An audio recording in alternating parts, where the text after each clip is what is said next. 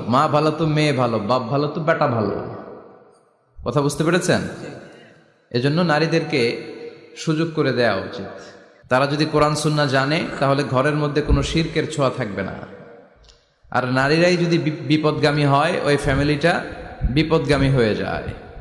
এজন্য আসুন আমরা আল্লাহর দরবারে শুকরিয়া জানাই যে আল্লাহ তাআলা আমাদেরকে আজকে এই মহিলা সমাবেশে আসার বসার তৌফিক এনায়েত করলেন। আমরা আল্লাহর দরবারে শুকরিয়া জানাই। আমরা পড়ে নিচ্ছি কালিমাতুশ শুকর, আলহামদুলিল্লাহ। ছেলেরা আরো আওয়াজ করে পড়েন, ছেলেরা আলহামদুলিল্লাহ। আমরা আল্লাহর কাছে কামনা করছি যে আল্লাহ তাআলা শেষ পর্যন্ত যেন আমাদেরকে এই প্রোগ্রামে উপস্থিত থাকার তৌফিক এনায়েত করে এবং এই প্রোগ্রামের সর্বোচ্চটা যেন আমরা নিয়ে যেতে পারি। আল্লাহ তুমি তৌফিক দাও। আজকের এই প্রোগ্রামটাকে তুমি আমাদের নাজাতের ওসিলা বানাও। সম্মানিত ভাইয়ের, আমি ছোট্ট একটা আয়াত তেলাওয়াত করেছি, ওয়াকারনা ফি বুয়ুতিকুন্না ওয়ালা তাবাররাজনা তাবাররুজাল জাহিলিয়াতিল